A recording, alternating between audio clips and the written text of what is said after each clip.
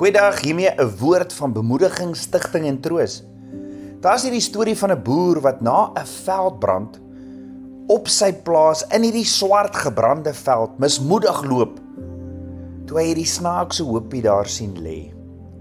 Toe die boer nader stap om te kyk, sien hy dit is 'n hen wat doodgebrand het. Toe hy die doodgebrande hoenderhen optel, sien hy, maar daar is 'n paar lewende kuikens onder haar vlerke. Met ander woorde, sy het haar lewe gegee, sodat haar kuikens die brand kon oorleef. Die vraag is, waar skuil jy vandag? Want verseker kan ons vandag sê, die pile van die vyand vlieg verwoed. Daar is soveel onsekerheid, soveel werkloosheid en twyfel oor die toekoms. En die vraag is, waar gaan skuil jy? Dawid, toe dit moeilik gegaan het, het hy by Abba Vader gaan skuil, en hy sê in Psalm 57 vers 2, wees my genadig, o Jotai-Wawai, wees my genadig, want by U het my siel geskuil, en in die skaduwee van die vleuel sal ek skuil, totdat die onheil verbygegaan het.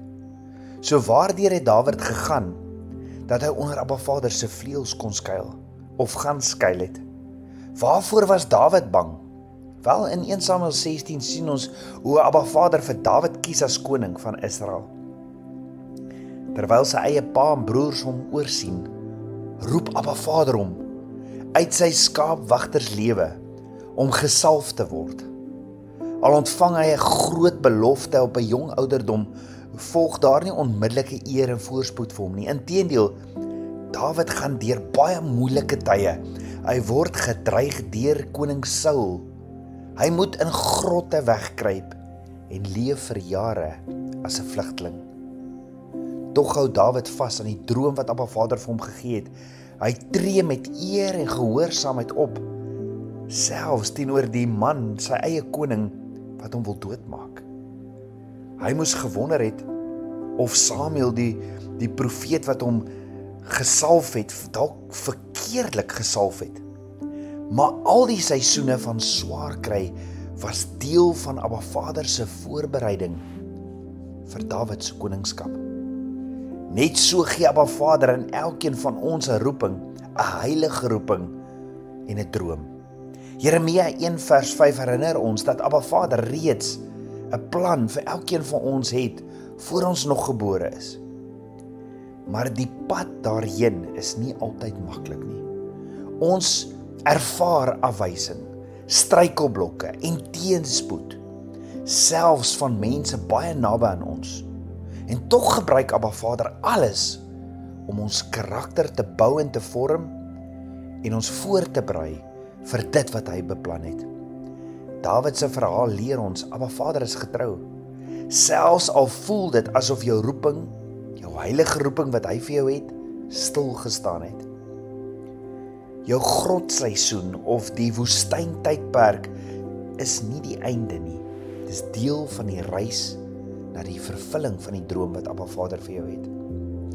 In Dawid se nood skryf hy in Psalm 57 vers 2 tot 3, wees my genadig, o Jotai-Wawai, wees my genadig, want by U het my siel geskuil, en in die skaduwee van U vleuels sal ek skuil, totdat die onheil verbygegaan het.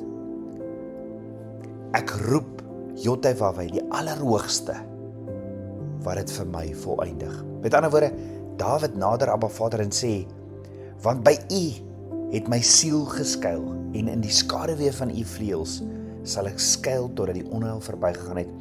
Dawid soek sy skuiling by Abba Vader, onder sy vlerke. Dawid skuil onder Abba Vader se vlerke, want Dawid sê, ook in Psalm 36 vers 8, hoe kosbaar is U goedertierenheid, o God. Daarom skuil die mensekinders onder die skaduwee van die vleuels. Jy sien, dit wat die vyand beplan om jou mee te vernietig, gebruik Abba Vader om jou nader en nader aan sy droom vir jou te laat kom. As Abba Vader weet hoeveel hare op jou kop is, as Abba Vader jou naam op sy hand gegraveer het, weet hy ook waar jy nou in moeilike omstandighede in 'n grot of in 'n woestyntydperk is. Die vraag is, sal jy hom nader en onder sy vleuels gaan skuil. Soos wat die hen haar kuikens teen 'n veldbrand beskerm het, soveel meer wil Abba Vader jou beskerm. Ons leef in 'n tyd van baie druk en onsekerheid. Ons leef in 'n tyd van werkloosheid, twyfel, waar daar baie geestelike aanvalle is. Maar soos Dawid sê in Psalm 57, is daar 'n veilige plek waar ons kan skuil onder die vlerke van Abba Vader. Ek wil jou bemoedig vandag.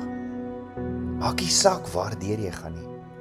Gaan skuil onder Papa God se vlerke. Hy sal jou nooit teleurstel. Kom ons bid saam. Ons almagtige Vader, Papa God, ek weet nie waardeur my broer en my suster gaan vandag in die gees nie. Vader, ek wil bid en ek wil hulle hande so in u hand kom sit en dat hulle skuiling by u sal kry. Want onder u vlerke sal ons soos Dawid sê, ek sien die pile vlieg, soos hy sê in Psalm 91, ek sien die pile vlieg, maar nie een sal my tref nie. Dankie vir u beskerming, ons loof en ons prys u. Bid dit alles in Yeshua se naam, die seun van Jotewawei. Amen. Shalom.